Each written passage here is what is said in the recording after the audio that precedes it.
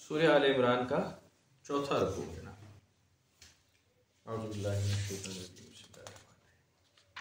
क़ुल इन कुंतुम तुहिब्बूनल्लाह फत्तबिऊनी युहब्बिबकुमुल्लाहु व यग़फिर लकुम ज़ुनूबकुम वल्लाहु गफ़ूरुर रहीम। इस बात को हम पहले बहुत बार दोहरा चुके हैं। लोग समझते हैं कि ये सिर्फ अहले सुन्नत वल जमात के लिए है, लेकिन ये हर मुसलमान के लिए। अगर कलमा पढ़ रहा है तो ये इस आयत को वो छोड़ नहीं सकता। ये बात ज़हन में रखनी चाहिए हमेशा। ए नबी सल्लल्लाहु अलैहि वसल्लम, आप फरमा दीजिए लोगों से कि अगर तुम वाकई अल्लाह से मोहब्बत करते हो फत्तबिऊनी, तो फिर मेरी पैरवी करो। युहब्बिबकुमुल्लाह, तो फिर अल्लाह तुमसे मोहब्बत करने लगेगा। ये पिछले सबकों में हमने कई बार दोहराया, कुरान शरीफ में कई बार। कई कौमों का जिक्र है, वो कहते थे अल्लाह हमसे बहुत मोहब्बत करता है। कईयों ने कहा हम तो अल्लाह के बेटे हैं, हम उसकी औलाद में से। कुछ ने कहा फरिश्ते अल्लाह के बेटे हैं, कुछ ने कहा वो खुद ही, कुछ ने कहा उज़ैर अलैहिस्सलाम अल्लाह के बेटे हैं, कुछ ने कहा ईसा अलैहिस्सलाम अल्लाह के बेटे हैं।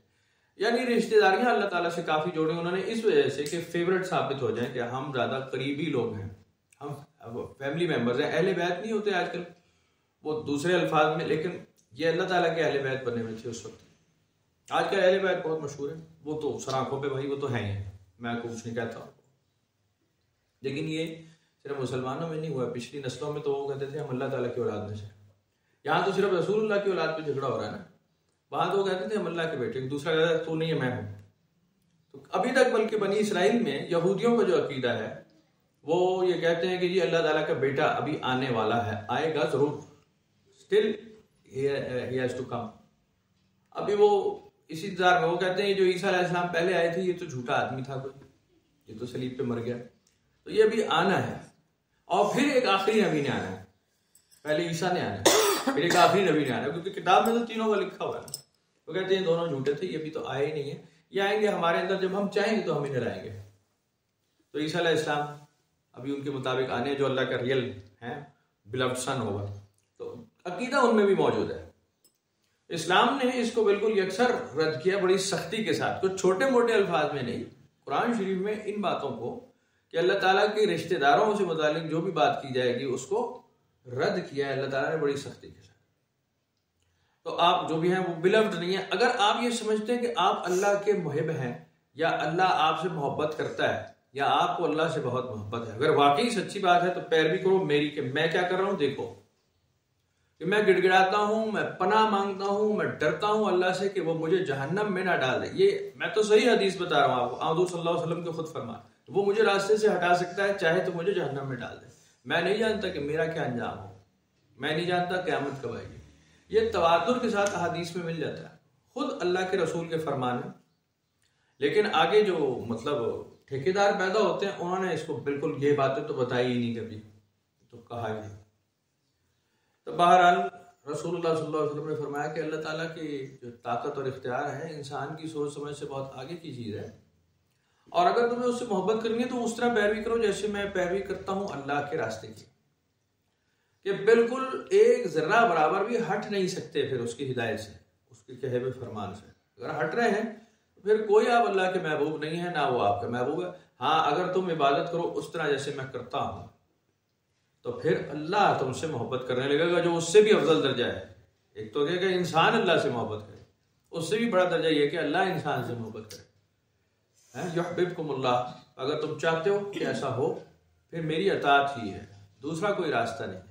जैसा मैं कहूँ वैसा कर लो, चूँ चढ़ा सवाल जवाब मत करना, मेरे तरीके के हिसाब से चलना। जो नहीं चलता कुछ कर ले, हज कर ले, उल्टा लटक कर हज कर ले, सारी जिंदगी नमाजें उल्टे लटक के पढ़ ले, जो मर्जी है जी, 4 रकात के बजाय 4000 रकात पढ़ता हो, वो किसी रास्ते का आदमी नहीं है।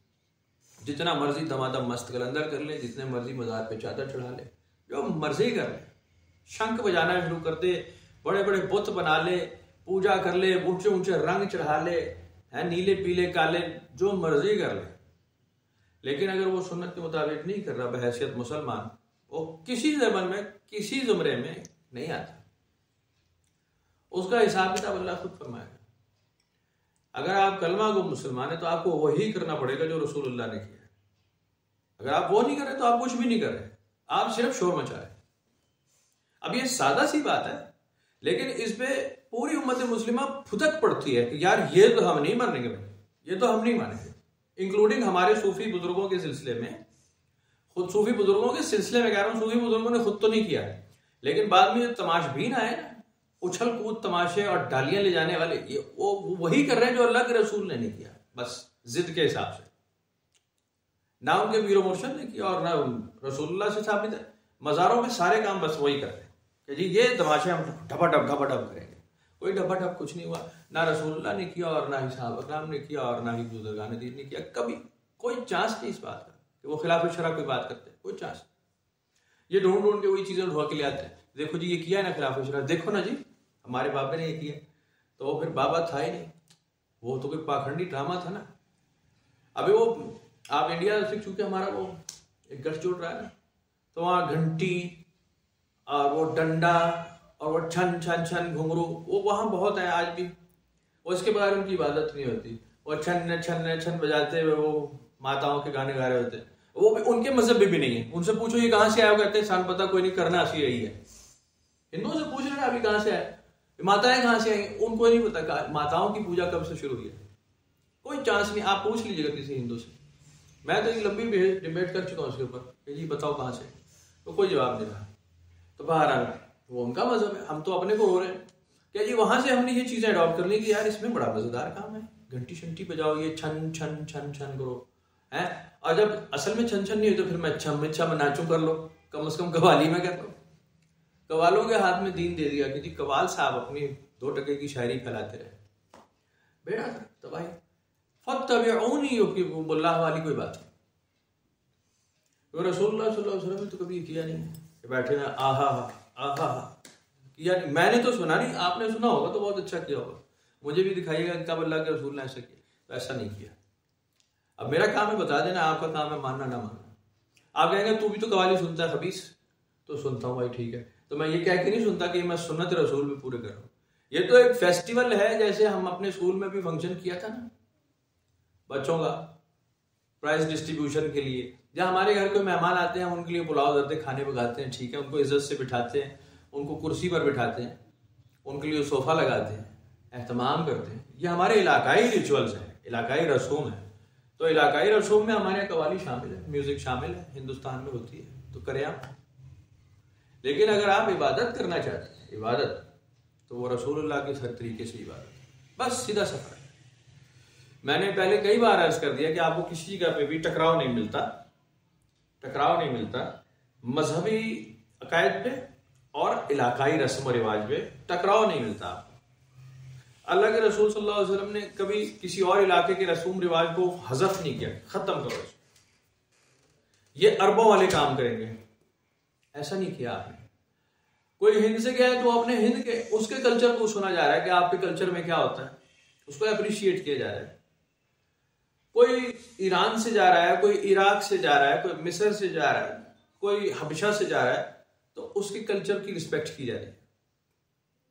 ये नहीं कहा जा रहा कि तुम वो सारा कल्चर छोड़ो, अरब हो जाओ, अगर मुसलमान होना है तो अरब हो जाओ, ऐसा कभी नहीं कहा। हमारे यहाँ हुआ यही है कि जब हम इस्लाम कबूल करते हैं ना, हमारे आबा व अजदाद ने किसी दौर में किया होगा, क्योंकि इस्लाम मुसलमान उगते तो है नहीं, उगे तो कभी भी नहीं है, ये इंसान कभी भी नहीं, ये कहीं ना कहीं से मजहब अडॉप्ट करता है। कभी किसी भी स्टेज में 10, 20, 50, 100 नस्ल पहले कहीं से मजहब उसने किसी के आबा व अजदाद ने किया होगा, एक्सेप्ट किया। तो वो हमारे यहाँ ये गेम ये हुआ कि हिंदुस्तान में खास तौर पर ये इस रीजन में, हिंदुस्तान पाकिस्तान में, क्योंकि ये बिल्कुल ही थके टूटे मरे मुक्की कौमें थी, बिल्कुल ही लोग आज पिट के बुरा हाल था इनका, जो आता था इन्हें मारता था, क्योंकि ये बेहतरीन जरखेज जमीनें थी, झरने बह रहे हैं, मौसम बराबर है, 12 घंटे का दिन 12 घंटे की रात, पागल हो जाती थी दुनिया इधर आके भाई कि ये तो जन्नत है।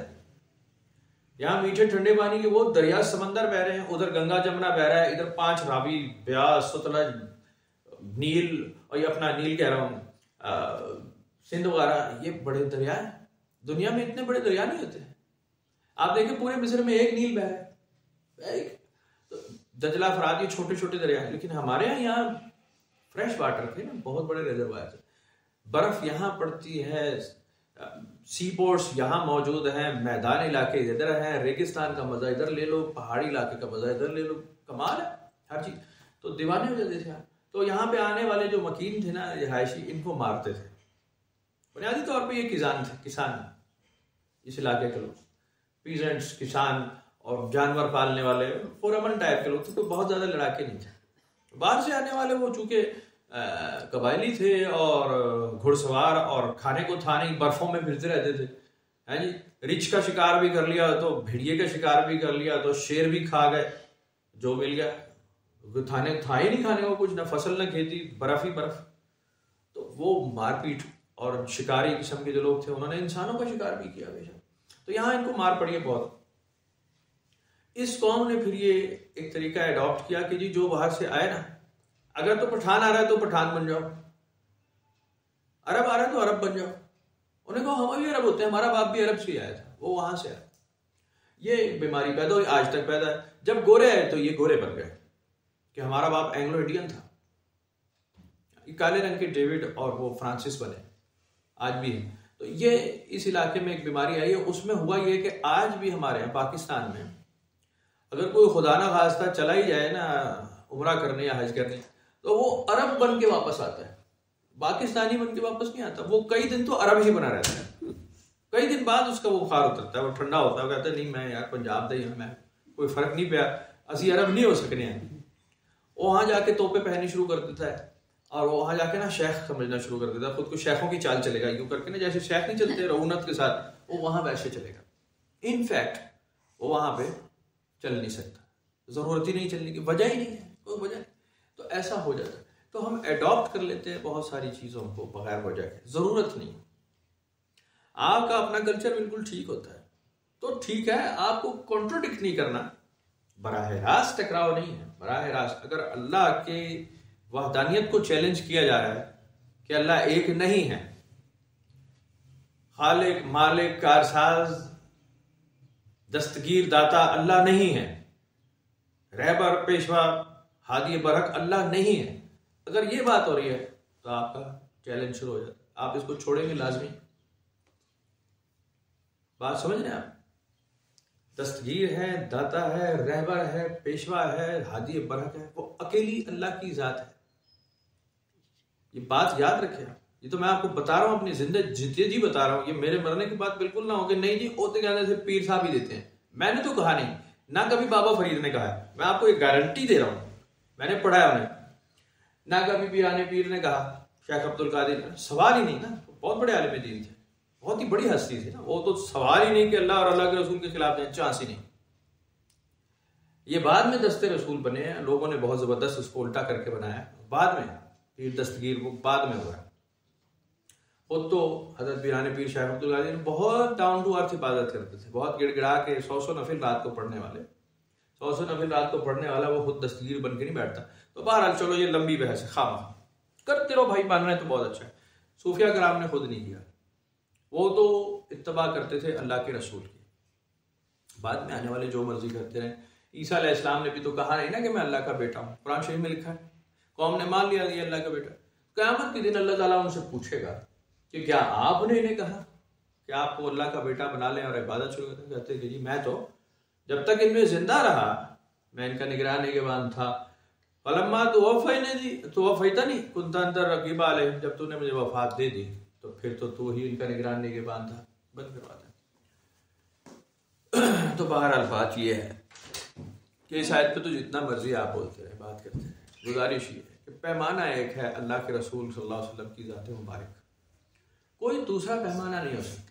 सारे काम आपको इत्तबा रसूल भी करने पड़ेंगे, अगर सुन्नत से सही सुन्नत से साबित है बिल इत्तफाक आप वो करेंगे, नहीं साबित तो आप नहीं कर सकते, चांस ही नहीं।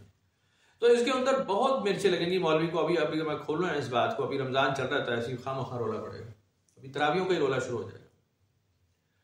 रसूलुल्लाह सल्लल्लाहु अलैहि वसल्लम की सही हदीस जो है ना, बुखारी और मुस्लिम दोनों में इस वक्त जो मौजूद है, जिसको सारे फर पढ़ते हैं लेकिन मस्जिद में नहीं सुनाते, सवाल ही जुमे के खुतबे में नहीं सुनानी भाई, है मशहूर, वो छुपाई छुपती नहीं, बहुत मशहूर है।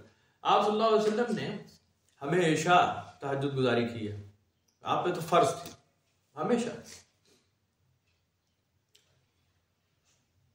सहाबा कराम को इस बात का हमेशा इश्तियाक रहा कि अल्लाह के रसूल रात को क्या इबादत करते हैं। इस बात में हमेशा एक तजस्सुस रहा कि जी हमें भी सिखाया जाए।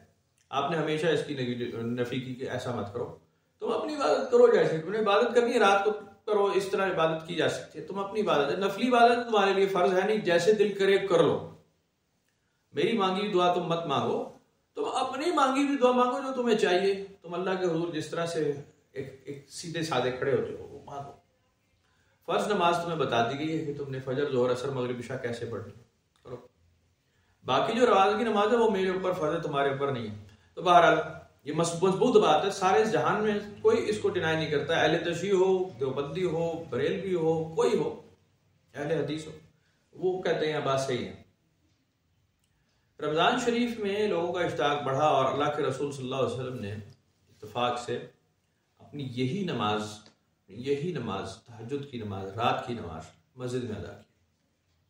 मस्जिद में अदा। चंद सहाबा कराम वहाँ जो गार्ड वगैरह मौजूद होंगे निगरानी पर, उन्होंने देखा और उन्होंने नियत बांधी और नमाज अदा की। अगले दिन बात मशहूर हो गई कि ईशा के बाद नमाज हो रही है।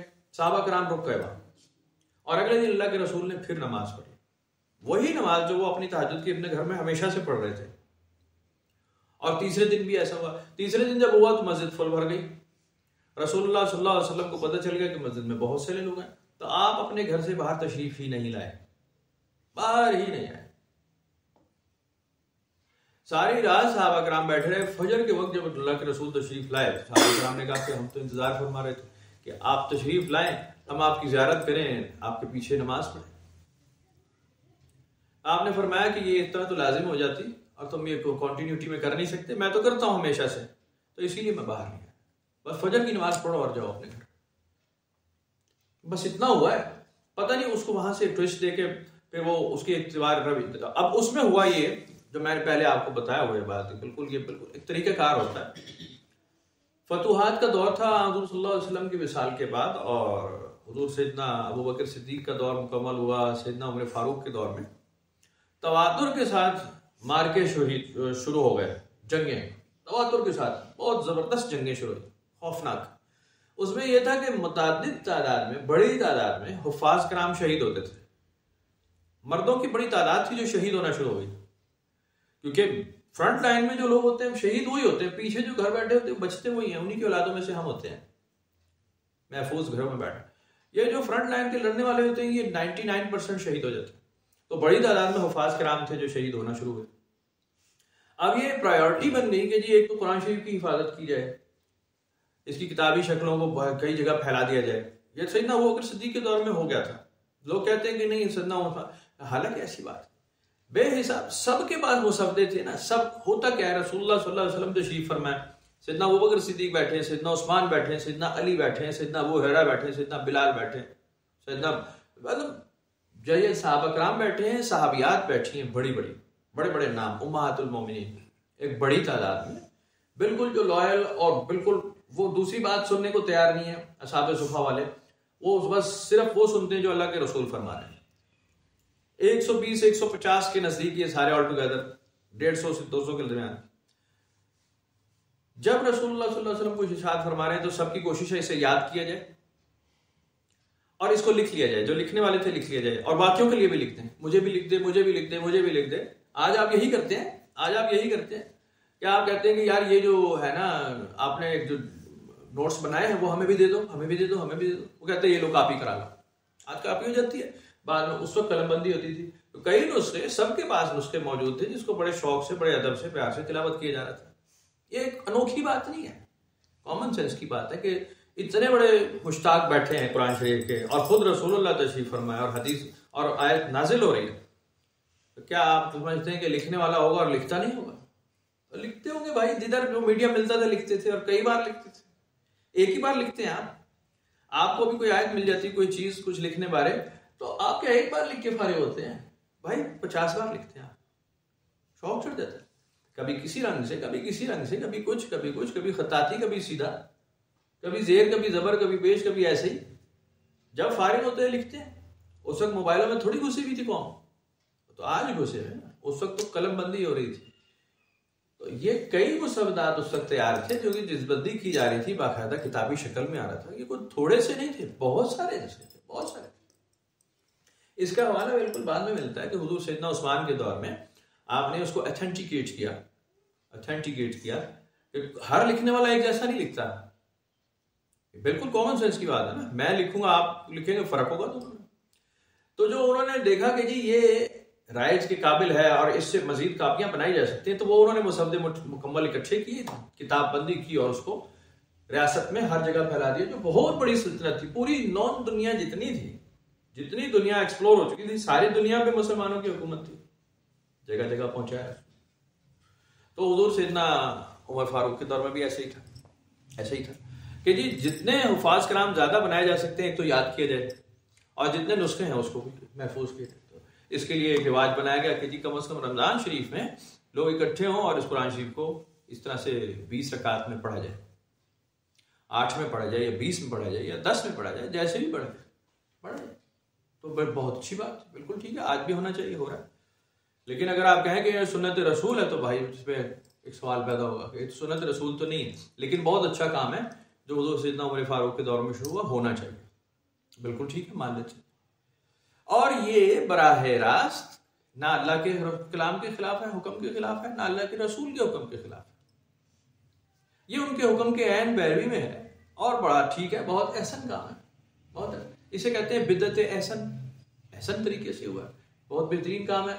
अगर रसूलुल्लाह को दिखाया जाए, बताया जाए, अर्ज की जाए कि ऐसा होगा, तो आप पसंद फरमाएंगे कि हाँ ठीक है, ये कर लो, बस इसे बिदअत एहसन किया जाए तो बस ठीक है। तो ये इत्तबा के खिलाफ नहीं जाता, बाद में वक्त की जरूरत बनती है और ऐसा हो जाता है काम। कई बार हुए कई काम ऐसे, कुल अतीउल्लाह व रसूल, ए रसूल सल्लल्लाहु अलैहि वसल्लम फरमाइए कि अताअत करो अल्लाह की, अताअत करो अल्लाह के रसूल की। फ़इन तवल्लौ, अगर तुम रास्ते से हटते हो, फ़इन्नल्लाह ला युहिब्बुल काफिरीन, तो बस याद रखो कि अल्लाह ताला नहीं मोहब्बत करता कुफार से। आगे बहुत जरूरी आयत है, इसको हम कई दफा दोहरा चुके हैं, इसको बार बार सुन लेना चाहिए। इन्नल्लाह अस्तफ़ा आदम व नूह व आला इब्राहीम व आला इमरान अलल आलमीन, बेशक अल्लाह ने मुंतखब फरमाया आदम अलैहिस्सलाम को, नूह अलैहिस्सलाम को, इब्राहीम अलैहिस्सलाम की आल को, व आले इमरान को, अलल आलमीन, तमाम जहानों के लिए, ज़ुर्रियतम बादुहा मिन बाद, फैमिली ये एक है, कोई किसी की औलाद में से है। ज़ुर्रियत क्या होता है? Offshoot, offspring, biological son समझते हैं आप? मुंह बोला बेटा नहीं, मुंह बोले बेटे तो कुरान में है ही नहीं, वो तो बड़ा वाज़ेह अल्लाह ने लिख दिया, मुंह बोले बेटे तो बेटे ही नहीं होते, कुरान शरीफ में लिखा हुआ, मैंने तो नहीं लिखा। ज़ुर्रियत का जहां जिक्र है, जहां इब्राहीम अलैहिस्सलाम ने कहा वो मिन ज़ुर्रियती, वो पूछा अल्लाह ताला से पहले से बारे में आपने पढ़ा कि मेरी औलाद के बारे में क्या ख्याल है आपका, क्या होगा? अल्लाह ताला ने जवाब दिया कि अगर नाफरमान होंगे तो घसीटूंगा उन्हें, क्या है तुम्हारी औलाद में से। ज़ुर्रियत की बात जो है ना वो अलग होती है। तो बहरहाल ज़ुर्रियतम बादुहा मिन बाद, इसमें से बाज जो है बाज की ज़ुर्रियत में से। वल्लाहु समीउन अलीम, और कसम है कि अल्लाह ताला सुनने वाला और इल्म रखने वाला है। आगे आले इमरान का जिक्र हो रहा है, क्योंकि सूरह आले इमरान है, तो आले इमरान, इज़ क़ालत इम्राअतु इमरान रब्बी इन्नी नज़रतु लका मा फ़ी बत्नी मुहर्ररन फ़तक़ब्बल मिन्नी इन्नका अंतस समीउल अलीम। याद करो जब अर्ज़ की इमरान की बीवी ने क्या मेरे रब, मैं नजर मानती हूँ तेरे लिए कि वो जो मेरे शिकम में है, मैं उसे सब कामों से आजाद करा के तेरे हुजूर नजर कर दूंगी, तेरा खिदमतगार होगा। ये होता था वहां उस दौर में। हैकल की खिदमत के लिए बड़े बेटे दे दिए जाते थे। हैकल सुलेमानी हज़रत दाऊद अलैहिस्सलाम का, हज़रत सुलेमान अलैहिस्सलाम का बनाया हुआ जो हैकल था, जिसको आज आप बैतुल मुक़द्दस से मंसूब करते हैं। इनफैक्ट ये दो अलग चीजें हैं, तो बहरहाल आप कहें कि एक ही है तो ठीक है। हैकल की खिदमत के लिए लोग अपने बच्चे दे देते थे, खास तौर पे लावी कबीले के जो लोग थे ना, लावी बड़े बेटे के, हजरत याकूब अलैहिस्सलाम के जो बड़े बेटे थे लावी, छोटे तो कौन थे? छोटे हजरत यूसुफ थे, हजरत यूसुफ। और सबसे छोटे कौन थे? बिन्यामीन थे। तो बाद में बिन्यामीन से और हजरत यूसुफ से, वो उनकी औलाद से हुआ, लेकिन बुनियादी तौर पे लावी की औलाद में ये औलाद चली मूसा अलैहिस्सलाम के बाद। तो बहरहाल वो कहते हैं कि जी इन्नका अंतस समीउल अलीम, मैं अपने बच्चे को नजर कर दूंगी आपके हुजूर जो भी पैदा होगा। फलम्मा वदाअतहा क़ालत रब्बी इन्नी वदाअतुहा उन्सा। जब पैदाइश हुई तो पैदा हुआ तो उन्होंने कहा कि ये तो लड़की पैदा हो गई। वल्लाहु आलमु बिमा वदाअत, और कसम है कि अल्लाह तो इस बात को जानता था कि क्या पैदा होने वाला है। वलैसा ज़करु कल उन्सा, मर्द उस बराबर नहीं हो सकता था जिस बराबर वो औरत थी जिसको हमने पैदा किया। वहां मर्द की जरूरत नहीं थी, जिन्होंने नजर मानी जा रही थी। वो तो अल्लाह ही जानता था कि अब यहाँ पे औरत की ही जरूरत है, अब यहाँ मर्द की कार्रवाई नहीं हो सकती, मर्द का काम नहीं है यहाँ। वह इन्नी सम्मयतुहा मरियमा व अन्नी उईज़ुहा बिका व ज़ुर्रियतहा मिनश शैतानिर रजीम। तो उन्होंने कहा कि मैं इसको भी अल्लाह की नजर करती हूँ अगर कबूल फरमाए, और मैं इसका नाम मरियम तजवीज करती हूँ, और मैं इसे पनाह में देती हूँ अल्लाह की शैतान मदूद के शर से। फतक़ब्बलहा, बस हमने कबूल फरमा लिया उसको। रब्बुहा, तेरे रब ने उसे कबूल फरमा लिया। बिक़बूलिन हसनिन, बहुत एहसन तरीके से कबूल फरमाया। व अंबतहा नबातन हसना, और परवान चढ़ाया उसे बड़ा अच्छे अंदाज का परवान चढ़ाना। व कफ़लहा ज़करिया, और ज़करिया अलैहिस्सलाम जो हमारे मकबूल पैगंबर थे उस दौर के, अकेले पैगंबर ज़करिया अलैहिस्सलाम ही थे उस वक्त, और बूढ़े हो चुके थे, उन्हीं की कफालत में दिया। ये ज़करिया अलैहिस्सलाम इनके बहनोई लगते थे, रिश्ते में बड़ी बहन के शौहर थे बाइबल के हिसाब से। कुरान में तो नहीं लिखा, बाइबल के हिसाब से कहते थे कि ये मरियम अलैहिस्सलाम छोटी बहन थी और इनकी जो बड़ी बहन थी उनके शौहर थे हजरत ज़करिया अलैहिस्सलाम। कुल्लमा दखल अलैहा ज़करिया अल-मिहराब वजदा इंदहा रिज़्क़ा क़ाल या मरियम इन्नी लकी हाज़ा अन्ना लकी हाज़ा क़ालत हुवा मिन इंदिल्लाह इन्नल्लाह यर्ज़ुक़ु मन यशाउ बिग़ैरि हिसाब। जब भी दाखिल होते मरियम अलैहिस्सलाम के पास इबादतगाह में ज़करिया अलैहिस्सलाम, तो वहां खाना पाते। एक बार उन्होंने पूछ लिया कि ये खाना कहाँ से आता है, तो हज़रत मरियम ने फरमाया कि ये अल्लाह की तरफ से आता है। इन्नल्लाह यर्ज़ुक़ु मन यशाउ बिग़ैरि हिसाब, जिसे चाहता है वो रिज़्क़ अता फरमा देता है बगैर हिसाब के। हुनालिका दआ ज़करिया रब्बहु, वहीं ज़करिया अलैहिस्सलाम अब समझ गए, क्योंकि वक्त के नबी थे, कि ये मकबूल दरगाह खातून है और ये जगह भी बड़ी मकबूल है जहां अल्लाह की तरफ से आसमान से खाना आ रहा है। वहीं आपने अपनी भी दुआ फरमाई। दआ ज़करिया रब्बहु क़ाल रब्बी हबली मिन लदुनका ज़ुर्रियतन तय्यिबा, या मेरे लिए भी एक पाकीज़ा औलाद का इंतजाम फरमा। इन्नका समीउद दुआ, बेशक तू उस दुआओं के सुनने वाला है। फ़नादतहुल मलाइकतु व हुवा क़ाइमुन युसल्ली फ़िल मिहराब, वहीं फरिश्तों ने फिर उनको सदा दी, निदा दी, आवाज दी, जब वो खड़े नमाज पढ़ रहे थे अपनी इबादतगाह में। इन्नल्लाह युबश्शिरुका बियहया मुसद्दिक़म बिकलिमतिन मिनल्लाह, बेशक अल्लाह खुशखबरी देता है आपको याह्या अलैहिस्सलाम की, जो तस्दीक करने वाला होगा अल्लाह की तरफ से एक फरमान की। व सय्यदन व हसूरा व नबिय्यन मिनस सालिहीन, और वो सरदार होगा, व हसूरा और औरतों से दूर रहने वाला होगा, व नबिय्यन मिनस सालिहीन और सालिहीन नबी में से होगा। बड़ा ही वाज़े आयत है, बहुत ही वाज़े। इसको जितना मर्जी बंदा घुमाने फिराने की कोशिश करे, घूमती फिरती ही नहीं है। इसका यही मतलब निकलता है जो मैं बता रहा हूं कि एक तो सरदारों में से थे, सय्यदा व हसूरा, सैयद सरदार थे, ज़करिया अलैहिस्सलाम की औलाद थे। वह हसूरा, और औरतों के नजदीक नहीं जाते थे। इस बात का क्या मतलब है कि वो शादी नहीं करेंगे, आगे इनकी औलाद नहीं होगी। अब इसका कोई दूसरा मतलब निकाल ही नहीं सकते आप। औरतों के नजदीक ना जाने वाले का क्या मतलब है, यहाँ क्या मतलब, इस बात का कोई वजह थी? इस बात की वजह यही है लिखने की कि यहाँ इनकी औलाद नहीं होगी आगे। He is the last one in बनी इसराइल। ज़करिया अलैहिस्सलाम का जो बायोलॉजिकल बेटा है वो एक ही है, याह्या अलैहिस्सलाम, और आगे उसकी कोई औलाद नहीं है। बस सीधी बात है, यहाँ फैमिली मुकम्मल हो रही है। इन्नल्लाह अस्तफ़ा आदम व नूह, जो आप पहले पढ़ चुके हैं कि हमने जिस खानदान को मखसूस किया है वाल इब्राहिम व वाल इमरान, है ये पूरी फैमिली यहाँ मुकम्मल हो रही है। इस साइड से ये खानदान इधर पूरा कर रहे हैं जिसमें नबुव्वत रखी है। क़ाल रब्बी अन्ना यकूनु ली गुलाम व क़द बलगनी अल-किबर व इम्राअती आक़िर क़ाल कज़ालिका अल्लाहु यफ़अलु मा यशा।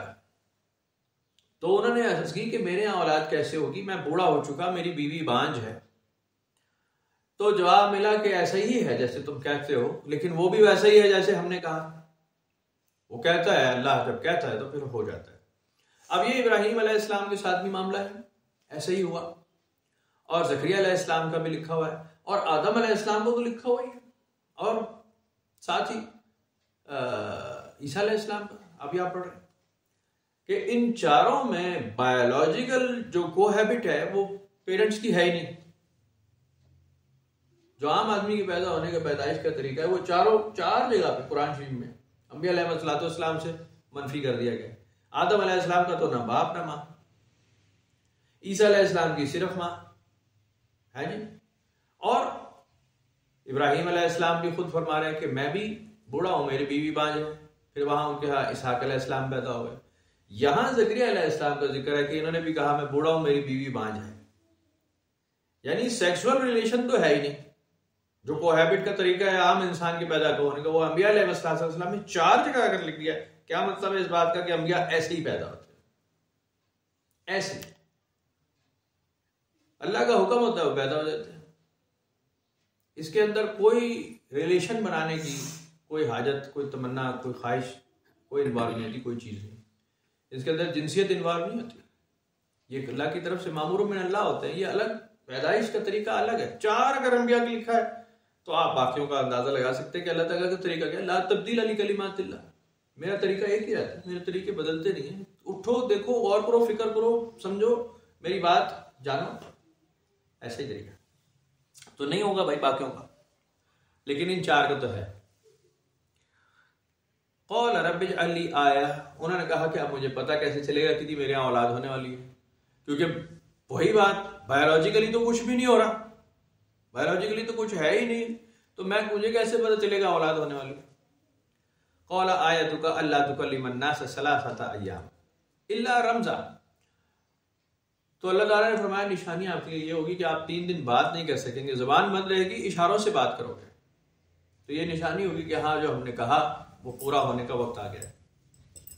वज़्कुर रब्बका कसीरन वसब्बिह बिल अशी वल इब्कार, और याद करो अपने रब को बहुत, उसकी पाकी बयान करो सुबह भी शाम भी।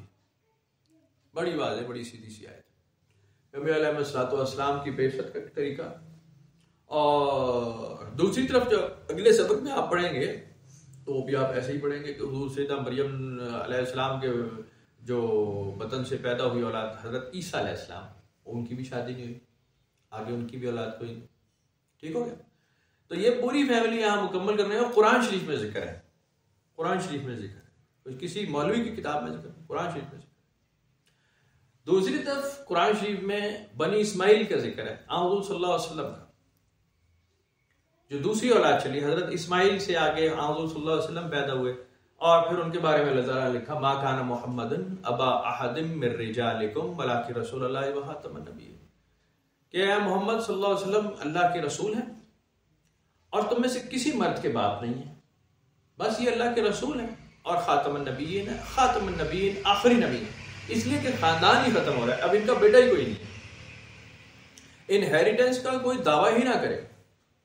इसी की बात की तस्दीक कुरान शरीफ में एक जगह और हदीसों में कि उम्महातुल मोमिनीन जो हैं, उम्महातुल मोमिनीन वो तुम्हारी माओ बराबर हैं।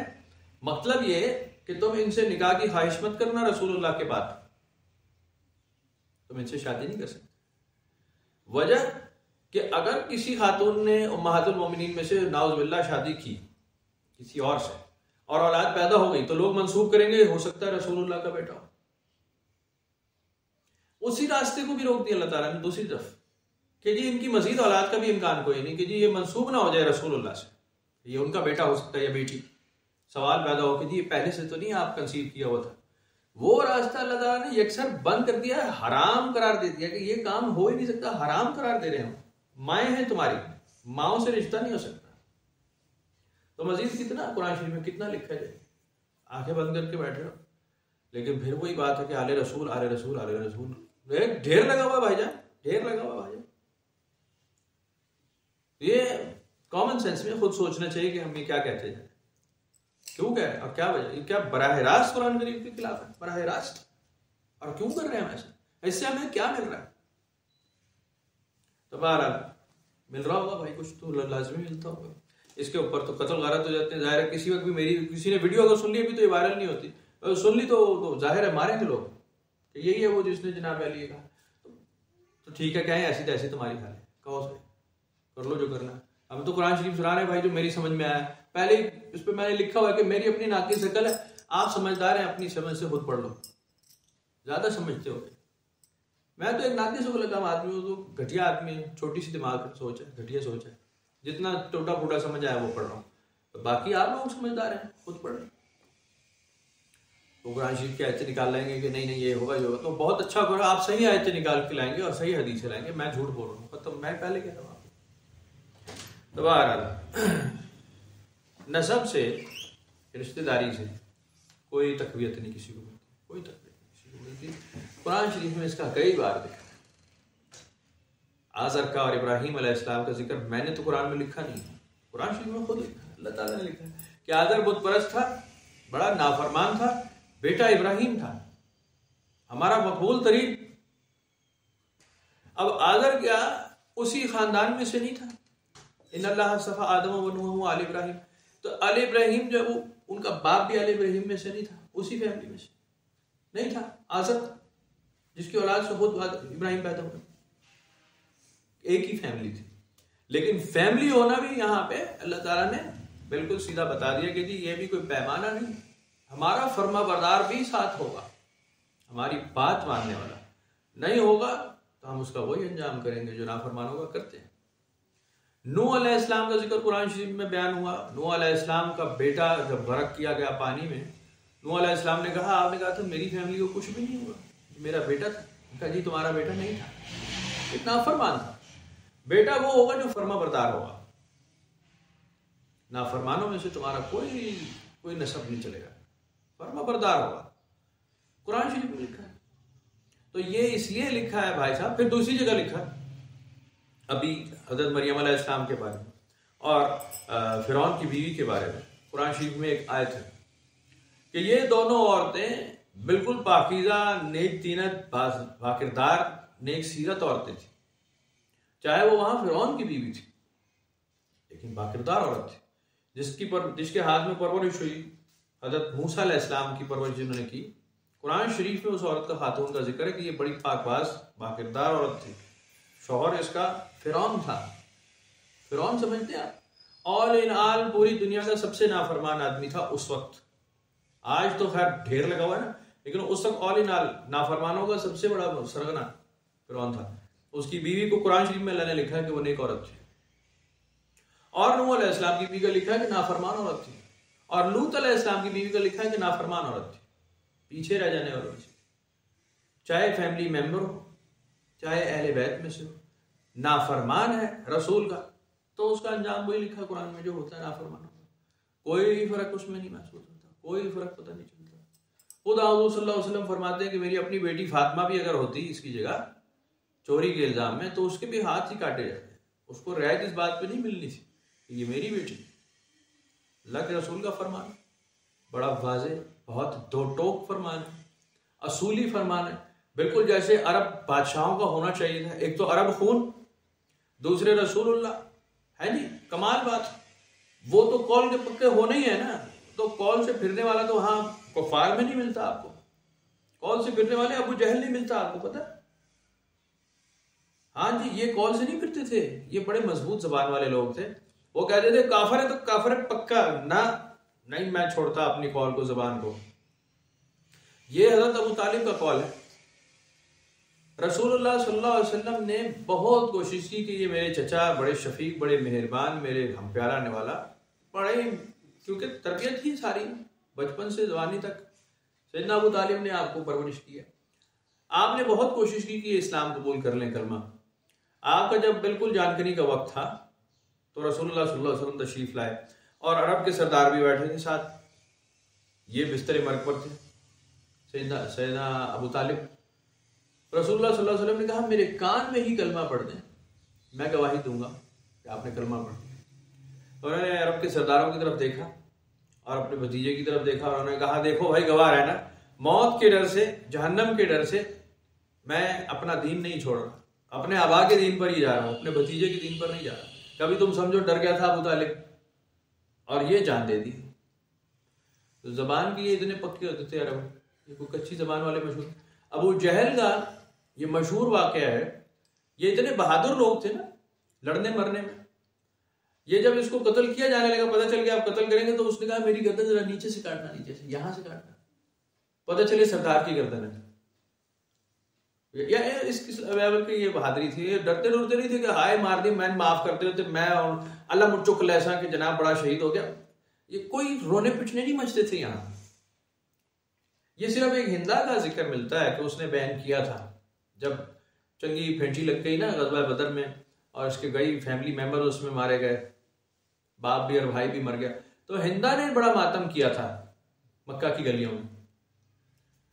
वो एक इस वजह से था कि वो लोगों को इकट्ठा कर रही थी कि जी बदला लो, तुम्हारा भाई भी मर गया, तुम्हारा बेटा, वो लोगों को इकट्ठा कर रही थी शोर डालने के लिए। इसके अलावा कोई बैन नहीं होता था। ये मौत जिंदगी इनके लिए मामूली बात थी, तो फख्र करते थे कि हाँ गर्दन मेरी उतारी गई है, वो गर्दन पेश करते थे। तो वहां आप सल्लल्लाहु अलैहि वसल्लम की जात को आप जरा कंपेयर करें कि आप पे तो सारे जहान की जिम्मेदारी, रहमतुल लिल आलमीन भी और रसूलुल्लाह भी, और पीछे अरब ब्लड लाइन, तो आप क्या समझते हैं कि जी उनके कॉल में आपको कोई कमी मिलेगी? कोई चांस नहीं, कोई चांस नहीं, कोई चांस नहीं। तो इन बातों को हमेशा याद रखना चाहिए कि कल्चरल वैल्यूज क्या थे, सिविलाइजेशन क्या चल रही थी, वहां के हालात अहवाल क्या थे, वहां लोग क्या जानते थे, बात कैसे करते थे, बात का अंदाज कैसे था, उनकी मिसालें क्या चल रही थी, किस बात पे क्या मिसाल देते थे। यहां पे जहार करने की एक रस्म थी, जहार करने की, कुरान शरीफ में उसका जिक्र है कि जब तुम जहार कर बैठो अपनी औरतों से। जहार करने से मुराद ये है कि जब किसी औरत के साथ रिश्ता खत्म करना हो, बीवी है, शौहर बीवी का झगड़ा हो गया, तो अपनी बीवी को अगर ये कह दे कि आज से तू मेरी माँ है, तो इसे कहते थे जहार करना। इसका मतलब मेरा तेरे साथ रिश्ता हराम है। तो मैं उस रिलेशन की तरफ ले जा रहा हूं कि अरबों में ये ज़रबुल मिसल चलती थी, कुरान शरीफ में इसका जिक्र है। तो अबा आदम मेरे रजालिकुम वलाकिन रसूलुल्लाह एक दफा फरमाया, और फिर उम्महातुल मोमिनीन को तमाम उम्मत की माएँ करार दिया कि ये माएँ। मकसद ये कि तुम्हारे कल्चर में जो बात है ना वैल्यूज कि माएँ हैं और उनसे शादी नहीं हो सकती, तो ये याद रखना कि हम यही कह रहे हैं, कभी तुम इनसे निकाह का इरादा कर बैठो। इस वजह से कि रसूलुल्लाह सल्लल्लाहु अलैहि वसल्लम की औलाद ना बना दी जाए किसी और की औलाद, ये मत कहा जाए। तो बहरहाल कुरान शरीफ में इसका कई बार जिक्र है। इसी तरह चीज़ें समझते रहनी चाहिए, और बहस मुबाहिसे के लिए नहीं कह रहा मैं, बहस मुबाहिसे, मैं ये सिर्फ इसलिए कह रहा हूँ कि अपने अपने अकीदे ठीक हैं, जो आप जिस बात पे चल रहे होंगे ठीक चल रहे होंगे, जैसा आपके उलमा ने और आपके रहबरों ने, उस्तादों ने आपको बताया ठीक बताया होगा। लेकिन बात ये होती है कि आप अपने दिमाग को कहाँ तक ट्यून अप करते हैं, आप कब तक दूसरों की बताई हुई डिक्टेशन पे चलेंगे, आप कब अपना दिमाग इस्तेमाल करेंगे, आप कब ताने बाने जोड़ेंगे, और कब आप अपने दीन तक पहुंचेंगे जो अल्लाह ने आपके लिए नाजिल किया है। तदब्बुर कब करेंगे, तफक्कुर कब करेंगे, कब उस पैमाने पे जाएंगे जो खुद अल्लाह के रसूल ने और अल्लाह ने रखा है अपने हिसाब से कि तुम करो इबादत, अल्लाह की इबादत करो, उसके हुजूर झुक जाओ, उसके हुजूर गिड़गिड़ाओ, दुआएं मांगो। आपको तवातुर से अहादीस में इसका जिक्र मिल जाता है कि रसूलुल्लाह सल्लल्लाहु अलैहि वसल्लम ने कहा मांगो दुआएं, करो मनाजात अल्लाह से, अपने हिसाब से मनाजात करो। किसी की भी दुआ, तो जो आप जो करते हैं, किसी की मांगी हुई दुआ वो वाजिबी हो जाती है। हाँ, कुरान शरीफ में लिखी है, कुरान शरीफ की आयत है, आप पढ़े। मैं कल की बात बताता हूँ आपको। बच्चे हैं छोटे हमारे पास स्कूल के, हदीस का सबक था कल हमारा। तो एक बच्चे ने यही हदीस पढ़ी कि जी दुआ ऐसे मांगो कि तुम्हें कबूलियत का इम्कान हो, कि जी अल्लाह कबूल फरमाएगा, दुआ मांगो। बिल्कुल ठीक है, सही हदीस है। मैंने वहां 50, 60, 70 बच्चे बैठे थे। मैंने कहा कि जी आप लोग कोई दुआ मांगते हैं? तो बच्चों ने सोचा पता नहीं, छोटे बच्चे हैं हमारे, 12, 14, 15 साल के बच्चे। तो एक दो बच्चों ने कहा हाँ, पेपरों में पास होने की दुआ मांगते हैं, और कभी कभी स्कूल बंद होने की दुआ भी मांगते हैं। छोटी मोटी दुआएं बच्चे मांगते हैं। मैंने कहा आप इसके अलावा भी एक बहुत बड़ा ढेर दुआओं का मांगते हैं, और आपको पता ही नहीं है कि आप दुआएं मांगते हैं। इवन बच्चे क्या, बड़ों का भी बहुत बड़ा जखीरा है दुआओं का, जो आप दुआ मांगते हैं, और आज तक आपने कभी ये समझा ही नहीं कि हम ये दुआ मांग रहे हैं। नमाज तकरीबन सारी की सारी दुआ है, सारी की सारी, लेकिन आपने दुआ के हिसाब से तो कभी मांगी नहीं। आप तो नमाज पढ़ने के बाद दुआ मांगते हैं कि अब मैं दुआ मांग रहा हूं। वो देवबंदी वो इस बात पे, अहले हदीस वो इस बात पे ना वो दुआएं करते, वो एक अजीब बेवकूफ लोग हैं और भाईजान जब वो रिलेशन बनाने जा रहा है उसे बनाने दो ना, पहले तो बनाया नहीं उसने। उस गरीब को, मासूम को ये बात समझ ही नहीं आई कि अल्लाह ताला से मैं पहले भी ये क्या कह रहा था। उस लेवल पे नहीं जा सका वो, क्योंकि मदर लैंग्वेज नहीं है ना। अरबी ज़बान मदर लैंग्वेज आपकी, टिल लगा लें आप, 7 नस्ल गुजार लें, आपकी मदर लैंग्वेज अरबी नहीं होगी। यही बात है, यही बात। पंजाबी होगी, उर्दू होगी, पश्तो होगी, सिंधी होगी, सराइकी होगी, संस्कृत होगी, तेलुगु होगी, मलयालम होगी, जो भी होगी, अरबी नहीं होगी, क्योंकि आप अरब ब्लड लाइन में से हैं ही नहीं। आपकी अपनी मदर लैंग्वेज होगी, और आप जब दुआ करेंगे तो आप मदर लैंग्वेज में दुआ करेंगे जैसे आप चाहते हैं। सारी जिंदगी आप अंग्रेजी पढ़ते पढ़ाते रहे, लेकिन जब आप गुस्से में आएंगे तो पंजाबी में गालियां देंगे। ये मैं आपको सच बता रहा हूं, आप उस वक्त वो अपना असल निकाल के सामने आ जाएंगे। बड़े पढ़ी लिखी जो फैमिलियां बनती है, उनकी जब लड़ाई होती है तो वो फिर अपनी मदर लैंग्वेज में शुरू होते हैं, और सुनने वालों को भी समझ आ जाती है कि अब ये वाकई गुस्से में है। अगर आप पंजाबी में नहीं कर रहे, अपने मदर लैंग्वेज में नहीं बोल रहे, तो इसका मतलब है अभी आपको सही गुस्सा नहीं आया। तो आप इजहार जो है ना दिल का, वो अपनी मदर लैंग्वेज में करते हैं। इसलिए नमाज में भी इसी तरह कमी रह गई है, रहेगी ये रहेगी। आप अरबी में जितना रब्बी जली में मसलाती व मिजुरियती रब्बना व तक़ब्बल रब्बना फली व वालिदिया व लिल मुमिनीना हुकुम सब अस्सलाम वालेकुम रहमतुल्लाह, अस्सलाम वालेकुम रहमतुल्लाह, आमीन। अब या अल्लाह, अब मैं आपसे बात कर रहा हूँ, अब मुझे वो बात करनी है जो मैं पहले नहीं कर सका। अब आप बात सुने मेरी, मुझे ये चीजें चाहिए, आमीन। कल भी मांगी थी आपने, बहुत तरह नहीं कर रहे, दोबारा मैं मांग रहा हूं, ये चीज मुझे दें आप, आमीन। तो ये वो बातें हैं कॉमन सेंस की कि ये अल्लाह से ही रिलेशन है, ये कुछ बुरा नहीं है, कुछ बुरा नहीं है। अल्लाह से दूर नहीं करना चाहिए किसी को। आप उसे दुआएं मांगने दें, इसलिए कि उसने पहले दुआ मांगी ही नहीं है, उसे ये पता ही नहीं है मैं दुआ मांग रहा हूं। मदर लैंग्वेज ना हो तो ऐसा होता है। इवन अरबों में भी अब तो ये बीमारी है, गोरों में ये बीमारी है, इंग्लिश पढ़ते हैं, इंग्लिश जानते नहीं। पता है आपको ये बात? आप बाहर जाएंगे तो पता चलेगा। अमेरिका के लोग, कनाडा के लोग कई बातें इंग्लिश की बोलते हैं, उनसे पूछो इस बात का मतलब क्या, कहते हैं पता कोई नहीं, बस चल रही है। तो उससे हिंदुओं का तो बुरा ही हाल है। संस्कृत वो तुन के पढ़ते हैं, पुट्ठी सीधी जगह हर जगह लिखी है? नमो नारायण भी कह देंगे, आयुष्मान भवा भी कह देंगे, लेकिन उनसे पूछो इसका क्या मतलब, कहते हैं ये तो पता कोई नहीं जानो। हम भी माशाल्लाह इंशाल्लाह जरूर कह देते हैं जी। तो वो हमें पता नहीं है इनफैक्ट ये क्या हो रहा है। अस्तगफिरुल्लाह ला हौला वला कुव्वता, हमने वो बिल्कुल उसका मतलब जाना ही नहीं है कि ये क्या है। बस हमने ला हौला वला कहना है, कोई बुरी चीज देखो ला हौला वला कुव्वता, या अस्तगफिरुल्लाह कहते हैं। तो अस्तगफिरुल्लाह किसी बुरी चीज को देख के नहीं, अच्छी चीज को भी देख के कहा जा सकता है। कोई खूबसूरत औरत को कहे अस्तगफिरुल्लाह, कितना बुरा लगेगा? बुरा लगेगा, क्योंकि राइज नहीं है। हालांकि ये कोई बुरे अल्फाज नहीं कि किसी काली हुसैनी औरत को देख के आप ये कहेंगे, बहुत ही बदनुमा चीज को देख के कहेंगे, कोई ऐसी नहीं है ये बात। लेकिन आप ये कहें तो अस्तगफिरुल्लाह माशाल्लाह तशरीफ लाए है, या कोई बहुत अच्छे मेहमान आपके महबूब आएंगे, ला हौला वला कुव्वता इल्ला बिल्लाह तशरीफ लाए, तो मेहमान तो चला जाएगा उठ के, भाई ये आपने मेरे ऊपर लाहौल पड़ी, मैं शैतान हूं। क्योंकि यहाँ शैतान को भगाने की ला हौला पड़ी जाती, ये आपके दिमाग में घुसेड़ दी गई कि बस यही है। इनफैक्ट ये कुछ नहीं है, ऐसी कोई बात नहीं। इसके कलमात का मतलब देखें, खूबसूरत है, अल्लाह ताला की पाकीज़गी बड़ाई बयान हो रही है, सुबहान अल्लाह माशाल्लाह। आप वो ये वाले अल्फाज पॉजिटिव में लेते हैं, ये वाले नेगेटिव में लेते हैं, पता नहीं कहाँ से लाए आप। हो गया है राइज इतना ज्यादा कि अब ये खत्म नहीं होगा। हाँ ट्विस्ट आएगा तो काफी सारा चेंज आ जाएगा, हम बस वो फिर उस पर दोबारा शायद आ जाएगा। लेकिन ये वो चीजें हैं जो हम सोचते ही नहीं, हमने, हमारी समझदारी है ही नहीं इन चीजों में।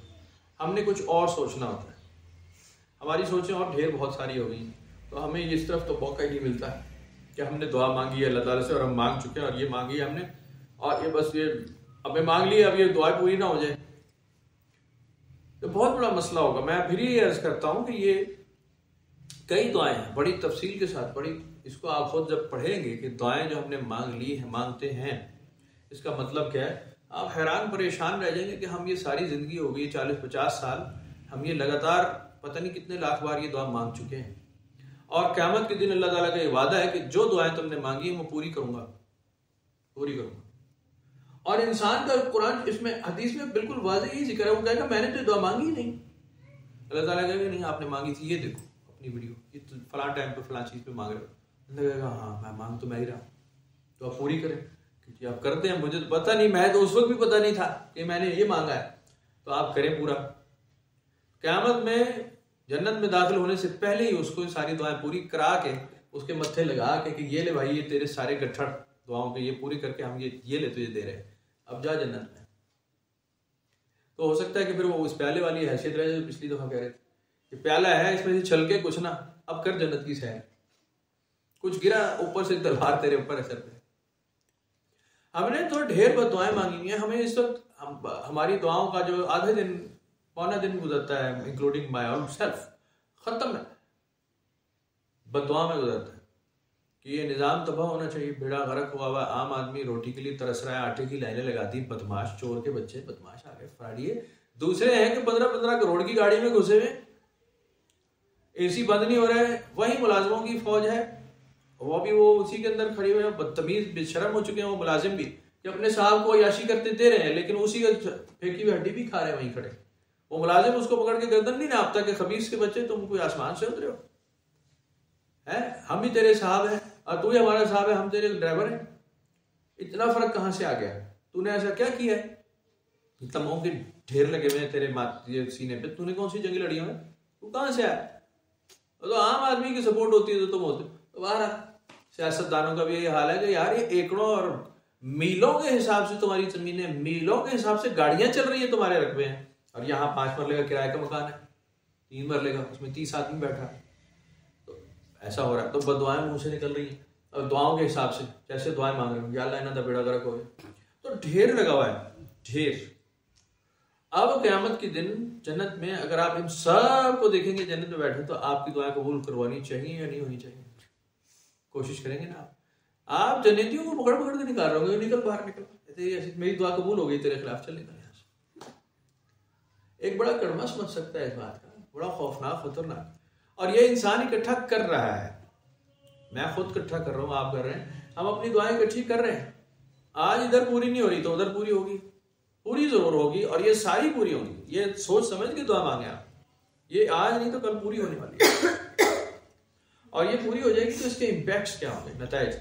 रसूलुल्लाह सल्लल्लाहु अलैहि वसल्लम ने इसके ऊपर बड़ी तफसील से कई बार बात की, कई बार। आपने कभी वो काम नहीं किया जो आफाकी ना हो, वक्ती काम हो, वक्ती काम, गुजारा निकालना, वक्त सर जाए, चलो जी इस वक्त तो गुजारा चलाओ। एक भी हदीस में, एक भी रिवायत, एक भी मामला आपको वक्ती नहीं मिलता कि वक्ती तौर पे मामला टाल दो, बाद में देखेंगे। बिल्कुल आपने जो फैसला किया है, एक तो अल्लाह की तरफ से किया, अपने पास से किया ही नहीं। और वो अबदुल आबाद मिसाल बनी थी, ये आपको हमेशा पता था कि मैं आज जो कर रहा हूं वो रहती दुनिया तक, क़यामत तक मिसाल बनेगा। मैं वक्ती काम नहीं कर सकता। हमने काम ही वही फार्मूले बना दिए हैं हमेशा के लिए, और वो बाउंस नहीं होने वाले बनाए जो। अब उसके अंदर किसी ने कोई अलट फेर की है, कोई अल्फाज तब्दील किए हैं, अपना हिसाब किताब जो इंसान कर देते हैं। जब आप हदीस का तर्जुमा करते हैं या कुरान की आयत का तर्जुमा करते हैं तो आप अपने अल्फाज डाल देते हैं बीच में, तो उससे फर्क आ रहा है तो आ रहा है, लेकिन अगर आप ऑथेंटिक ओरिजिनल स्क्रिप्चर ले रहे हैं तो आपको वहां फर्क नहीं मिलता। ओरिजिनल स्क्रिप्चर में आपको बड़ी डेप्थ में जाना पड़ता है, सीखना पड़ता है। कोई कंपैरिजन नहीं है कि जी आप साइंस से रिलेट करेंगे, साइंस ये कहते हैं और कुरान ये कहते हैं, कोई वजह नहीं है सर, कोई वजह नहीं। आप अपना तदब्बुर तफक्कुर करें, आप घुसेड़ घसीड़ के मतलब साइंस को इससे मिलाना और उसको इससे मिलाना और कुरान की आयत को साइंस से मिलाना, कोई वजह नहीं थी। लोग कर रहे हैं तो बड़ा अच्छा कर रहे हैं, पता नहीं क्या नतीजा निकालना चाहते हैं इसका। आप गैर मुस्लिमों को मुस्लिम करके आप पता नहीं क्या करना चाहते हैं। उन्हें रहने दें, ऑब्जर्व करने दें, इवन अपनी औलाद को ऑब्जर्व करने दें कि भाई ये हमारा मजहब है, तुम अपना मजहब खुद चुन लेना, ढूंढो, घूमो फिरो, इतने बहादुर हो जाए आप। लेकिन नहीं जी, बच्चे को तो शुरू से अभी भी लगी हुई थी वो। तो कई बार वो एक बाबा जी आए, वो दाढ़ी रखी थी उन्होंने, तो बच्चे कंप्यूटर पे लगे हुए थे, नेट सेट। अब्बा जी आए, वो नमाज नहीं पढ़ी कि जी अभी पढ़ता हूँ। बाबा जी ने डंडा उठा लिया, टन टन के मारा, बच्चे जो है नमाजें बिछा के बैठे। तो कहते हैं कि जी बच्चों को नमाज पढ़ाएं, शरीयत में भी इसका हुक्म है। कहीं शरीयत में इसका हुक्म नहीं है, पता नहीं कहां से आई ये बात, पता नहीं कहां। हाँ, एक ज़ईफ रिवायत आपको मिल जाती है, सैयदना उमर से रवी भी है वो, कि जी कोड़ा लटका हो तो बहुत महबूब है इस बात का। ये आपका जाती मसला है आपकी औलाद का कि वो आप उसको जिसमें डाल रहे हैं वो जिद बना रहे हैं, उसकी जिद बना रहे हैं। बच्चा नमाज नहीं पढ़ रहा, आप कह रहे हैं चलो पढ़ नमाज, वो पढ़ लेगा क्योंकि आप डांटे हैं उस वक्त। लेकिन जब आप उसके सर पे नहीं होंगे, बस वो पूरी कोशिश करेगा अब नमाज नहीं पढ़ूंगा, इस वक्त मेरा बाप मेरे सामने नहीं है, अब नहीं पढ़ूंगा। वो अपनी विल से कब पढ़ेगा? आप उसकी विल मार देते हैं, आप उसके सोचने की सलाहियत तबाह कर देते हैं। आ कहते हैं मेरे बाप का बदमाशी है, ये जो मेरे साथ वो करता है, ये नमाज नहीं, मेरा बड़ा है और मैं इससे फिलहाल लड़ नहीं सकता, तो इसलिए जैसे ही वो आपसे लड़ने काबिल हो जाएगा वो उड़ के फारिग होगा कि मैं नहीं पढ़ता। मैंने इसकी हजारों मिसालें अपनी आंखों से देखी। हम इसको अल्लाह रसूल से मिला देते हैं। अल्लाह रसूल ने कहा है मारो जो नमाज नहीं पढ़ता उसे। हद है यार, कोई कुरान शरीफ की एक आयत तो लाओ ना, एक आयत, कोई एक आयत लेकर आओ। कहीं लिखा हो नमाज ना पढ़ने वालों को हम जनाब गुर्स मारेंगे, इसके लिए हम ताजीर नाजिल कर रहे हैं, घोड़े मारे जाएंगे। कहा कौन सी आयत है, कौन सी आयत पढ़ी आपने? मैंने तो पढ़ी नहीं, कुरान शरीफ में कहा लिखा? हाँ, अल्लाह ताला ने लिखा है कि मेरी नमाज ना पढ़ने वालों के लिए मैं बड़ा ही एक निज़ाम तैयार कर रखा है जो क़यामत के दिन मैं उन्हें पेश करूंगा। अभी तो कई नमाजियों के लिए कुरान शरीफ में लिखा है कि ये बड़े नमाज पढ़ने आते हैं कुसाला है, ऐसे ही तन वो बड़े ही तन दिल के साथ नशे की हालत में हो, जैसे एक्टिव नहीं होते, शौक से नहीं आते, ये नमाज पढ़ रहे हैं। या कहीं लिखा हुआ है कि फ़वाइलुल लिल मुसल्लीन, उन नमाजियों के लिए बड़ी बर्बादी है। नमाज पढ़ने वालों का तो जिक्र है, बेनमाजियों का जिक्र आपको इस तरह नहीं मिलता कि जी इन्हें कान पकड़ा लो और लंबा लिटा लो। अल्लाह ताला ने फरमाया कि इसका फैसला मैं खुद करूंगा, फैसला। तो जो पढ़ रहा है जितनी नमाज, उससे तो एटलीस्ट पढ़ने दो यार, उसकी भी ठीक करने। तेरी नमाज नहीं, तेरी नमाज नहीं। अब वो एक मुसना ख्वाजा सरा पकड़ा गया, पिछले दिनों सुना होगा आपने, टीवी पे शायद देखा, वो इमाम मस्जिद था। हाँ, कुछ साल में इमाम मस्जिद रहा, रवात में नमाज़ें कराता रहा, जनाजे भी पढ़ाता रहा, निकाह भी पढ़ाता रहा। और बाद में पता चला कि वो ख्वाजा सरा है, पता नहीं हो गया या पता क्या हुआ, बहरहाल वो उसने इमामत छोड़ के अब वो भूखा मर रहा होगा। इनफैक्ट मुझे ये लगता है कि मस्जिदों के इमाम भूखे मर रहे होते हैं, खाने को नहीं होता, भूखे अक्सर बैठ जाते हैं, रोटी नहीं आती कहीं से। आमदन उसकी होती है 5,000 6,000 8,000 उसकी तनख्वाह होती है, जलील हुआ होता है। 5,000 6,000 8,000 में महीना चलता है। वो भाईजान एक दिन का खर्चा हुआ हुआ है इस वक्त 5,000 रमजान शरीफ में। आप 5,000 का नोट काटे, ये गया 5,000 पूरा आज एक दिन में। वहां महीने भर के उसको बांधने के लिए 4-5 हज़ार देंगे, वो भी तू घरों से मांग, दरवाजा बजा और लोगों से कह दे दो मस्जिद के लिए चंदा, मस्जिद के लिए 100-200 रुपए 500 रुपए कोई देता है, उसमें से अपनी तनख्वाह भर ले पूरी। बाकी बिल देने तूने, टॉयलेट तूने साफ करने, बाथरूम तूने साफ करने, अजान तो ठीक टाइम पे देगा, मस्जिद को ताला लगा कभी नजर ना आए, मस्जिद गंदी नजर ना आए, झाड़ू भी तू देगा, कारपेट में से बदबू ना आए, इसको धूप में डाला कर। ये है इमाम का काम या मौजिन का काम। जलील कर दिया उसको, बेड़ा अगर बेचारा उसके पास कोई ऑप्शन नहीं होती मकान छत रहने की, तो वो मस्जिद में रह रहा होता है। तो ये सारा मेरा ख्याल है भूख से मरने वाला होगा, तो ये खुसरा बन के शेप शूप करा के और ये भीख मांगने लगा। वो शहर में आया तो लोगों ने पहचान लिया कि जी हमारे इमाम साहब लग रहे, इमाम साहब पकड़े गए वो। अब उसको जेल में पुलिस को तोड़ दिया और अभी इस पे फतवा ले रहे हैं वो कि जी हमारी जो नमाजें इसके पीछे हुई हैं वो नमाजें हुई हैं या नहीं, कौन पढ़ेगा वो। तो असल जज साहब तो फैसला करेंगे कि ये इमाम को ही खड़ा करो, पढ़े तुम्हारी सारी नमाजें। ऐसा हो सकता है, ऐसा हो सकता है, ऐसा हो सकता है। आप कहें जी मैं 100-200 रुपए ले मेरी नमाज पढ़, ये हो सकता है, ऐसा हो रहा है, आपको पता नहीं है।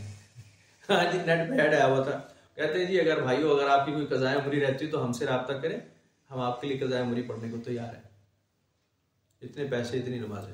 अब मैं आपको मजाक करते हैं जो कि शुगर की वजह से रोजे नहीं रख सकते तो उसका हदिया दे देते हैं, सही है। हाँ वो तो दे सकते हैं ना, वो तो रोजे की बात अलग है, रोजा और नमाज अलग चीज है। देखें अब खवातीन के जब अयाम आते हैं तो वो नमाज नहीं पढ़ती, लेकिन वो नमाज की कज़ा भी नहीं पढ़ती गुस्ल के बाद कि जी मेरी 4 दिन की नमाजें रहती हैं, अब मैं जरा कज़ा पढ़ लूँ, उसकी कज़ा नहीं होती, रोजे की होती है, वो पूरी की जाती है। अब ये सवाल किया गया उम्महातुल मोमिनीन के दौर में, ये उस वक्त दौर सवाल आया कि जी हम नमाज की तो इस तरह नहीं कज़ा पढ़ते, नहीं पढ़ रहे होते, गुस्ल के बाद हम ये थोड़ी है कि जी हमने हफ्ता इतवार सोमवार मंगल की जनाब 4 दिन की वो भी पढ़नी है, वो नहीं होती। तो रोजे का क्यों है? तो आपने बिल्कुल इसका यही हजरत सैयदा आयशा सिद्दीक़ा ने फरमाया कि ऐसा ही है, रसूलुल्लाह ने ऐसे ही हमें ताकीद की, ऐसे ही सिखाया कि नमाज के लिए कोई ऐसी बात नहीं की, रोजे के लिए कहा है कि ये तुम बाकी दिनों में पूरे किया करो। रोजा और नमाज अलग तरीके से है। रोजा एक और इबादत है, नमाज एक और इबादत है। रोजा साल में एक बार है, नमाज हमेशा है जी, तो वो फर्क है।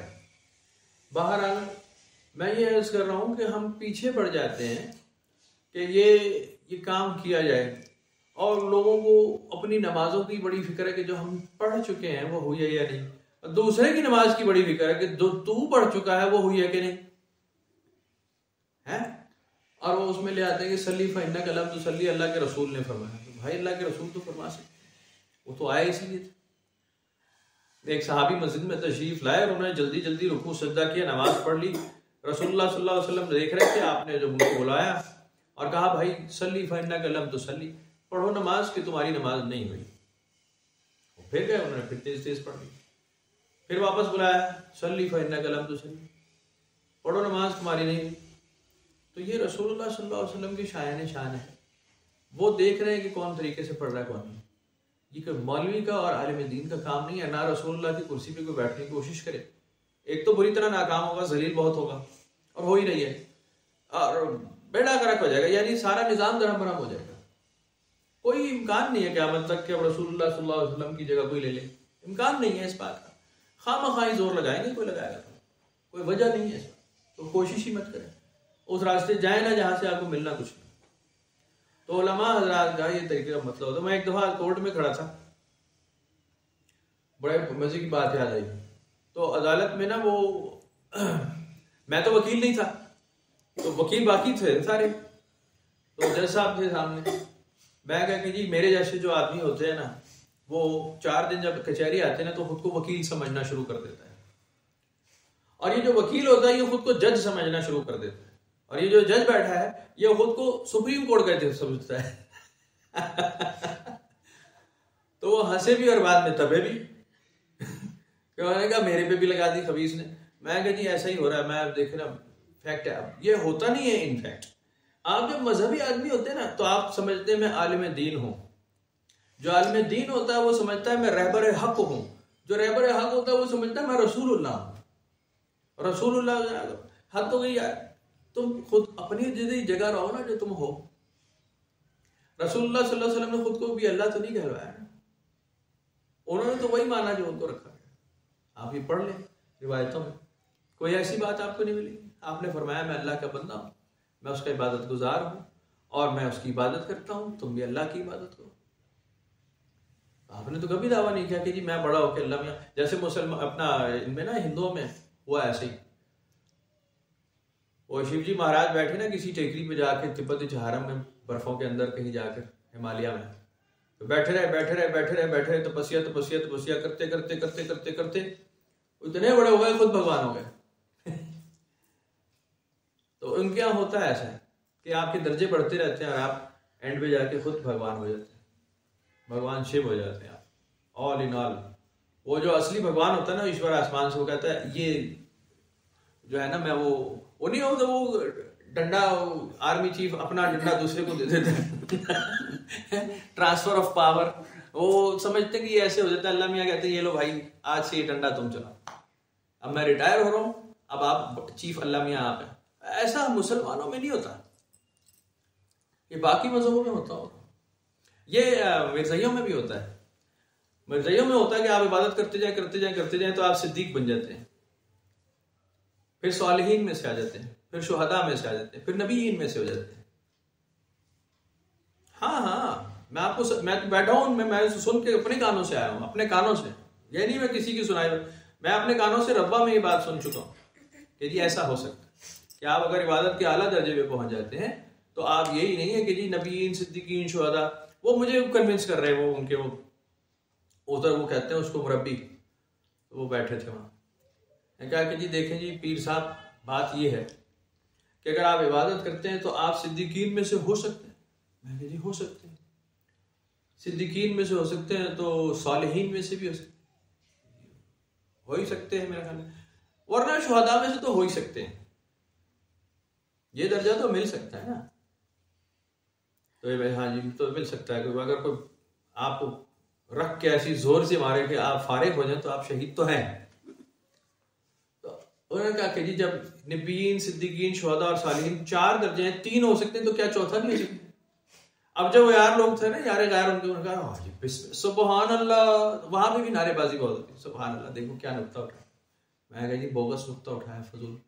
ये बाकी जो होते हैं ना, ये इल्लाह होते हैं, रसूल जो होते हैं मिनल्लाह होते हैं, ये अल्लाह ताला अपनाता है, आसमान से मबूस करता है, ये इबादत से मबूस नहीं होता। छोटा आदमी बड़ा हो के सिद्दीक बना, फिर स्वाले बना, फिर शहीद बना, वो अल्लाह बन गया, वो नबी बन गया, वो ऐसे नहीं होता। ये मामूर मिनल्लाह होता है, ये अल्लाह ताला की तरफ से मबूस होते हैं अंबिया अलैहिस्सलाम, और हो चुके जो होने थे। कुरान शरीफ में बड़ा वाज़ेह आ चुका है, फजूल बातें मत कर। नहीं, उन्होंने कहा जी हमारे तो होता है। मैंने कहा आप फिर थोड़े दिन में ये जब नबी हो जाते तो आप ज्यादा इबादत करें, थोड़ी सी अल्लाह ही हो जाए, खत्म करें। आप इधर ब्रेक क्यों मारते भाई? बन के खत्म करें कि जी मैं ही रब्बुल आलमीन हूं, खत्म हो गई। और दूसरों को कहे मैंने इसे नहीं भेजा, मैंने इसे नहीं भेजा, मैंने इसे नहीं भेजा।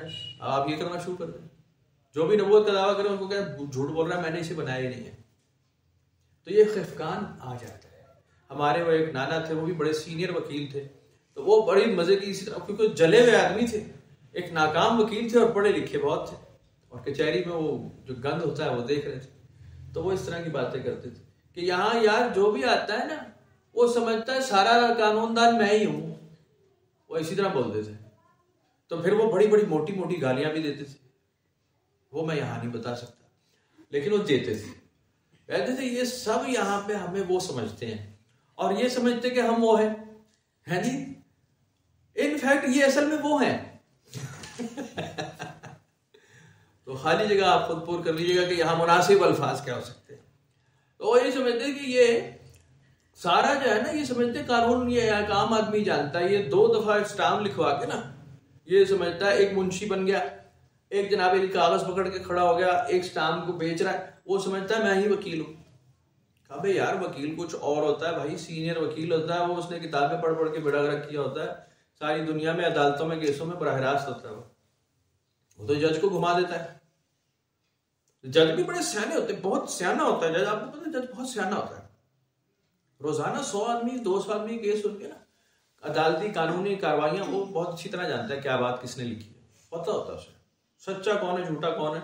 मैंने आपको जस्टिस अजमत की सुनाई है ना, मैं उनकी कोर्ट में खड़ा था तो उन्होंने खुद भी कहा, जस्टिस अजमत को जानते हैं आप? अरे बड़ा कमाल आदमी, जस्टिस है कोर्ट के, सुप्रीम कोर्ट के ना, इस वक्त बड़े ज़ेरे अताब है। तो वो कह रहे थे कि जी जब कोई केस आता है ना, तो हमें पता होता है कि झूठ कौन बोल रहा है, सच कौन बोल रहा है। अब हम इंतजार कर रहे होते हैं कि कोई अपनी दलील से साबित कर ले और मैं बेगुनाह को छोड़ दूं, और जो कसूर मारा उसको ऐसी तैसी फिर। लेकिन वकील ऐसे खबीस हैं, तैयारी नहीं करके आते, और मिनटों में यूं फैसला दे रहा था, वो यूं ऐसे ऐसे ऐसे ऐसे मेरे सामने 11 केस का फैसला दिया। कहते हैं हम नहीं देर लगाते, ये देखो मैं फैसले दे रहा हूं, गवाह जो बैठे हैं कि हम कोई नहीं देर लगाते, केस आ जाए फैसला देते। 11-12 केस निपटा दिए कि जी ये लो खत्म, फैसला जाओ, तुम्हारे हक में या तुम्हारे खिलाफ है, ऐसी तैसी, हम तो रूलिंग दे रहे हैं, तुमने लिखा उसी हिसाब से। जैसे फतवा होता है ना, अगर खुदा ना खास्ता किसी आप मुफ्ती के अड़े के चढ़ गए, आप तो कहते हैं ना खुदा ना खास्ता पुलिस के अड़े के ना चढ़ना, तो मैं आपको ये भी दुआ देता हूं कि आप किसी मुफ्ती और मौलवी के अड़े के ना चढ़े। तो वहां आप अगर फतवा लेंगे ना, तो मौलाना साहब सारी बात आपकी कच्चा पक्का सुन के और फतवा दे देंगे, और फतवे के बाद वो लिख देंगे कि जो मालूमात हमें मुद्दई ने दी है और मुद्दा अलैह ने दी है, दोनों फरीकैन की बात को सुनकर जो स्टेटमेंट इनकी, अगर झूठ बोला है तो भाई इन्होंने बोला है, जो बोला है हम तो उस हिसाब से फैसला दे रहे हैं। झूठ बोल रहे हैं तो ये झूठ बोल रहे हैं, सच बोला है तो ये नहीं जानते होंगे, हमने इनकी स्टेटमेंट के हिसाब से फैसला दे दिया, और बस इतना ही फैसले का इख्तियार भी है। ठीक करते हैं, फैसले का इख्तियार इतना ही है कि जिसकी जो स्टेटमेंट है ना, अब कुरान शरीफ में भी इसी का लिखा हुआ है कि जब इसका लियान का जिक्र है, लियान का जिक्र, लियान समझते हैं? लियान है किसी के ऊपर बदकारी का ऐब लगाना, मियाँ बीवी के दरमियान अडल्टरी की अगर कोई कंडीशन आ जाती है, बीवी कहती है कि शौहर मेरा बदकार आदमी है, दूसरी औरतों के साथ इसके राब्ते, या शौहर कहे मेरी बीवी के साथ कोई इलीगल रिलेशन किसी मर्द का है, तो अब विटनेस तो होते नहीं ज्यादातर, और विटनेस होते तो गायब भी हो जाते। तो इसमें होता यह है कि वो 3 बार कसम खाता, कुरान शरीफ में लिखा 3 बार कसम खा के कहेगा कि जो मैंने कहा सच कहा, चौथी बार कहेगा कि अगर सच नहीं कहा तो मेरे ऊपर अल्लाह की लानत हो, औरत भी यही कहे मर्द भी यही कहे। मर्द ने मतलब इल्जाम लगाया औरत पे कि जी ये मेरी बीवी है और मुझे शक है ये बदकार है। अब वो इस बात की 3 बार कसम खाए, अब उसकी बात को, स्टेटमेंट को फिर ऑथेंटिक माना जाएगा, उस पर फैसला दिया जा सकता है। साथ ही औरत को मौका दिया जाएगा जी आप अब क्या कहती हैं इस बारे में। औरत भी अगर 3 बार कसम खा जाए तो क्या होगा, कहे जी मैं सच बोल रही हूँ, आदमी झूठा है, फिर क्या होगा, फिर तो मसला ही है ना। फिर आप दोनों की गर्दन थोड़ी उतारेंगे कि कौन सच बोल रहा है कौन झूठ। उनकी कसम पे होगा कि चौथी बार ये कहेंगे कि अब पर हम पर अल्लाह की लानत हो, जिसने भी झूठ बोला उस पर अल्लाह की लानत हो, बस खत्म हो गई बात। इसके अलावा कोई इख्तियार नहीं होता फिर अदालत को। चाहे सैयदना उमर की अदालत में हो, ऐसा हुआ है, दोनों फरीकैन ने कसम खा ली। आपने कहा अब तो तुम्हारा मामला अल्लाह के सुपुर्द है भाई, इंसान के हाथ से निकल गया, तुम जाओ, अब तुमने खुद ही कहा कि अल्लाह की लानत हो तो फिर देखी जाएगी, अभी होती है या बाद में हो, तो तुम्हारा ये भी नहीं माना भाई।